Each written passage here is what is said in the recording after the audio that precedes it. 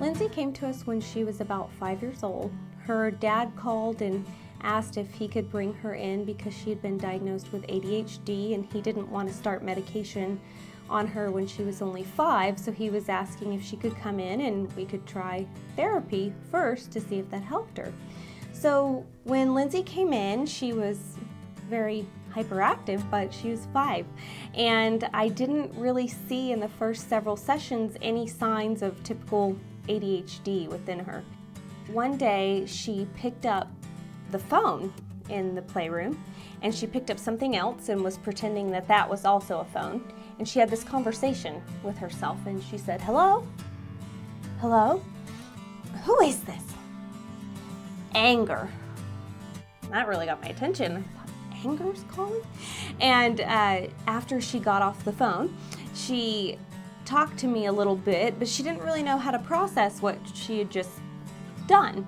So I called her dad and was telling him a little bit about this, and I didn't see the ADHD, but I did see a little girl who was missing her mother. And we did a lot of work around that, and she grabbed a accordion one time, and she got up in my face and she said, "I miss you," and she was playing this song and she was so passionate about it, and I said, "Listen, Dad, she misses her mom. You know, we've got to figure out how to get Mom back involved." And there's mental illness on Mom's side, and that's really the thing that was stopping her from being able to see Lindsay. And Dad worked it out where Lindsay could spend some significant time with her over Thanksgiving. Then again at Christmas, and her behavior just started changing. She was behaving better at school and her life was just improving greatly. So I was very grateful that he brought her in here and that he was able to work with us in a way that would make a huge difference in Lindsay's life.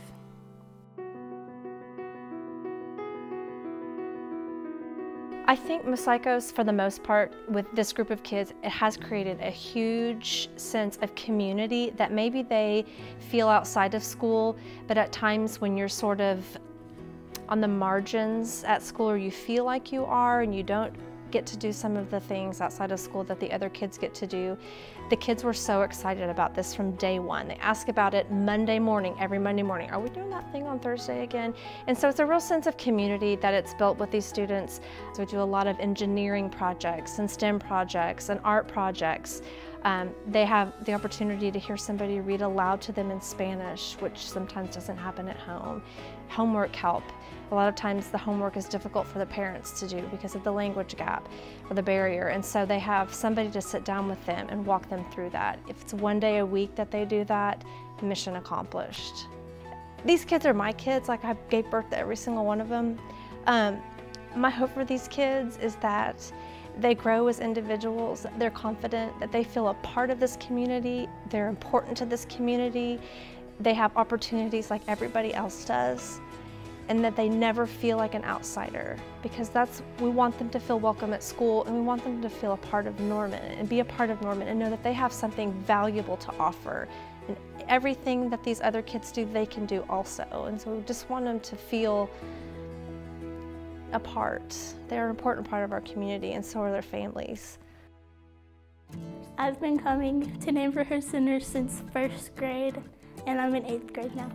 I've been coming to Neighborhood Center since since they started doing it. Neighborhood Centers has done a real good job with my son and my daughter by teaching them things that I wouldn't be able to teach.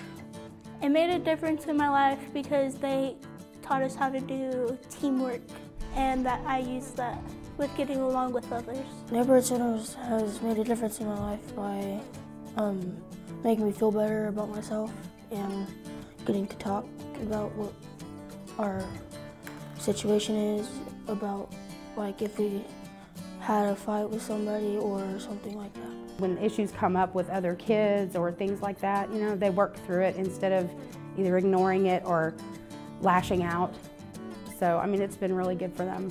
I was a junior staff member last year in 7th grade, and it was really fun because I got to play with the little kids and help out with them.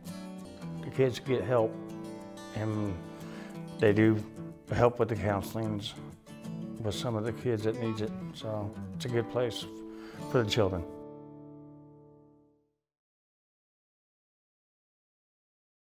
I always worry about being the best mother possible for my child. And being here at CCFI, I have unlimited access to just ways to continuously help my child grow as a person. And it's an experience that I'm thankful for. When I was 15, my first semester at Westmore High School, and I just had my son, and they invited me to do the teenage parenting program through CCFI. I was 15 with the baby. I'm a baby myself. I still am at 22. I was terrified. Because of TAP, I was able to understand how my son was developing as a child, and I was able to care for his needs physically and emotionally. So I was able to get the support that I needed to help him to grow. Poverty is a continuous cycle, and I want to break that for me and my child, and that starts with me getting an education. That's my first goal. And since the Teenage Parenting Program, I have accomplished graduating Oklahoma City Community College. I was top 10%.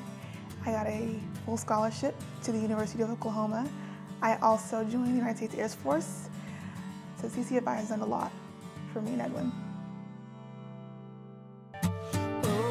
Oh, take it slow, you got lots of time to grow. In the future, I want to be a college football player. In the future, I would love to be a sports physician. In the future, I want to be a teacher. I want to be a tea leader. I want to play college football. In the future, I want to be a police officer. In the future, I want to be an actress. In the future, when I grow up, I would like to be a mommy and a teacher. In the future, I want to be an astronaut.